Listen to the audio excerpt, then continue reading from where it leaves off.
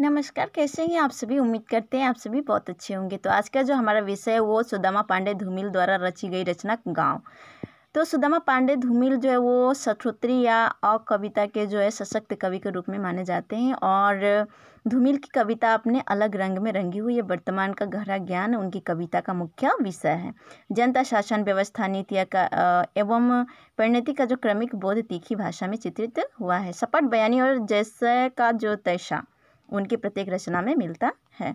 निम्न मध्य वर्ग और मध्य वर्ग की संगति विसंगति, मजदूर और किसान की दुर्दशा, नेताओं की रोजी चलाने वाली बहसों का जो है कवि को व्यापक स्तर पर अनुभव है और यह व्यक्ति कभी भी सुविधा भोगी नहीं रहा। यानी कि जो कवि हैं वह उनके जो जीवन है वह अर्थाभाव यानी आर्थिक जो तंगी और कम उम्र में या फिर कहा जाए तो उनके पिता के मृत्यु के बाद जो है घर का सारा जो है भार उनके कंधों पर आ जाने की वजह से उन्हें जो है बहुत ही क्या करना पड़ा, परिश्रम करना पड़ा।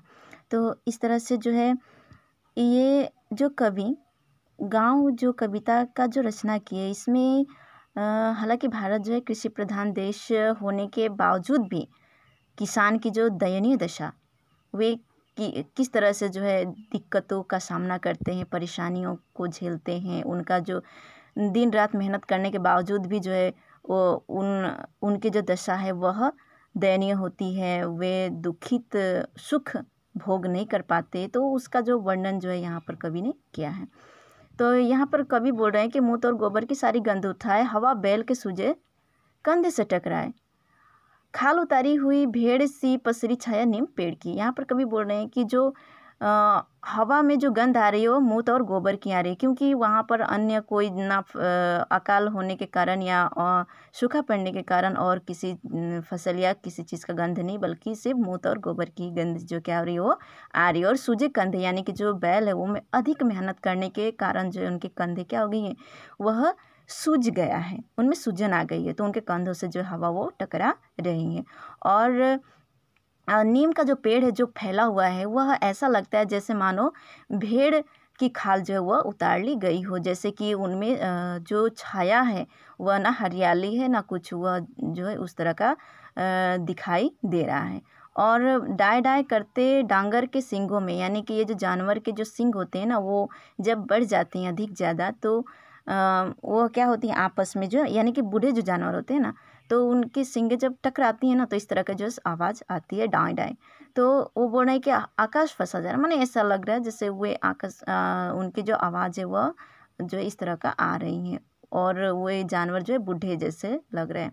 दरवाजे पर बंदी बुढ़िया ताला जैसे लटक रही है और ऐसा लग रहा है जैसे वो जो दरवाजे पर जो बुढ़िया यानी कि कोई जवान का कोई नाम ही नहीं है वहाँ पर, जो बुढ़िया जो है वह ऐसा लग रही है जैसे ताला जो है, जैसे घरों पर जो ताला मार देते हैं और लोग बाहर चले जाते हैं वैसा प्रतीत हो रहा है। और ऐसा लग रहा है जैसे कोई था जो चला गया, यानी कि चारों तरफ जो है सन्नाटा फैला हुआ है, सुनापन है। ऐसा प्रतीत हो रहा है जैसे कोई घर पर था और अभी जो है वो चला गया हो। किसी बाज पक्षों से छूटा जमीन पर पड़ा झोपड़ा जैसे सामा हुआ कबूतर। और कवि जो है क्या कर रहे हैं यहाँ पर उन किसान की जो झोपड़ियाँ हैं उनका जो वर्णन कर रहे हैं कि उनकी जो झोपड़ियों का हालत इतना ख़राब है, ऐसा प्रतीत होता है जैसे कि बाज जिस तरह से अपने शिकार को यानी कि कबूतर को ले जा रहा होता है पंजे में और छूट करके ज़मीन पर गिर गया हो, यानी कि उस तरह से जो है सहमा हुआ सा, यानी कि वह जो झोपड़ी है वह जो उजड़ा हुआ झोपड़ी जो है वह ऐसा लग रहा है। और दीवारें पर आए जाए चमड़ा जलने की नीली निर्जल छायाएं, और ऐसा लग रहा है जैसे कि चारों तरफ जो है सूखा फैला हुआ है, निर्जल यानी कि कहीं पर भी जल का कोई छिटाव ही ना हो, और वह जो है दीवारों पर बस वही जलने की जो है नीली छाया निर्जल छायाएं ही मात्र दिखाई दे रहा हो। और चीखों के दायरे समेटे ये अकाल के चिन्ह अकेले। और बोले कि चीखों के दायरे यानी कि चारों तरफ जो है क्या है, भूख है, लाचारी है, बेबसी है। तो इस तरह से जो अकाल जो है क्या हुआ है उन पर आ पड़ा है और मनहूसों के साथ खड़े, यानी कि वे जो किसान हैं उनको जो यहाँ पर कवि जो है मनहूस की तरह कह रहे हैं, क्योंकि वे उनकी जो दशा है वो बहुत ही दयनीय है। वे जो है ना उनमें कोई खुशी है ना कोई उमंग है, चारों तरफ जो क्या है निराशा ही निराशा छाया हुआ है। और उनकी जो खेत है, उनके खेत के बोल रहा है खेतों में चाकू के ढेले, और जो खेत वह जो सूखे के वजह से जो ढेला है वह चाकू के समान जो है नुकीला जो है वो लग रहा है। अब क्या हो, जैसी लाचारी, यानी कि सबके अंदर क्या है, लाचारी ही लाचारी फैला। अब वो क्या करें, उनके पास कोई उपाय नहीं, क्योंकि कोई साधन नहीं है, कोई व्यवस्था नहीं है जिससे वह क्या कर सके, अपने कृषि जो है कार्य को कर सकें। तो इसलिए उनके ऊपर जो है विपत्ति जो है आन पड़ा है। वो सोच में पड़े, अब क्या करें, सिर्फ लाचारी ही लाचारी हो, कोई वह जो है कुछ करने के उनके अंदर क्षमता नहीं है। फिर यहाँ पर बोल रहा है कि अंदर ही अंदर घुन कर दे वह बीमारी। जैसे कि उनकी जो एक तो अकाल, उनके खेतों में जो है फसल नहीं लग पा रहा है, चारों तरफ सूखा पड़ा हुआ है, ऊपर से उन पर जो है बीमारी का असर, यानी कि बीमारी भी उनको अंदर ही अंदर घुन कर दे रहा है। जिस तरह से काठ को जो है घुन क्या करता है, अंदर अंदर खाकर खोखला कर देता है, उसी तरह से बीमारी भी उनको क्या कर दिया है, घुन कर दिया है।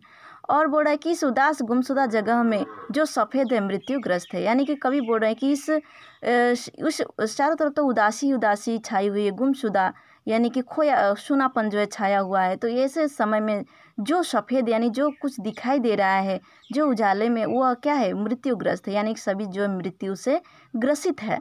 और जो छाया है सिर्फ रात है, यानी कि जो छाई हुई है वह जो हरियाली नहीं है, बल्कि वो क्या है, रात है, यानी कि अंधेरा ही अंधेरा है। उनके जीवन में कोई उजाला नाम का कोई चीज़ नहीं है, कोई प्रकाश नाम का कोई चीज़ नहीं है। जीवित है वह जो बूढ़ा या अधेड़े, यानी कि कोई उनके अंदर ना कोई उमंग है, ना कोई जवानी है, ना कोई, अगर कोई जीवित है तो ऐसा लग रहा है जैसे वो या तो बूढ़ा हो गया हो या कोई अधेड़ हो, यानी कि ना उनमें कोई बचपन, यानी बचपन, ना कोई खिलखिलाहट, ना कोई हंसी है। और बोल रहे हैं कि और हरा है, हरा यहाँ पर सिर्फ पेड़ है, यानी कि यहाँ पर जो हरा नाम का कोई, हरियाली नाम का कोई चीज़ ही नहीं। अगर हरा कोई कहा जाए तो सिर्फ पेड़, यानी कि जो बड़े बड़े पेड़ होते हैं वो इतना जल्दी जो क्या होते हैं, सूखते नहीं हैं। और फसल के लिए तो पानी की आवश्यकता होती है, तो यहाँ पर जो है फसल नाम का, हरियाली नाम का कोई चीज़ नहीं। अगर हरियाली कोई दिख रही है तो मात्र सिर्फ पेड़ ही दिखाई दे रहा है।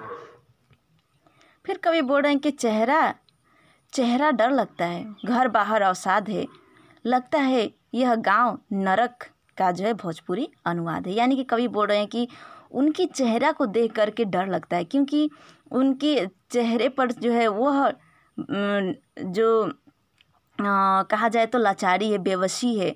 उनके चेहरा जो दयनीय है, उनके चेहरे को देख करके जो है क्या हो रहा है, कवि को डर लग रहा है। बोल रहे हैं कि घर बाहर, चारों तरफ, घर में और बाहर भी क्या है, सिर्फ अवसाद, यानी कि दुख ही है, पीड़ा है, क्लेश है।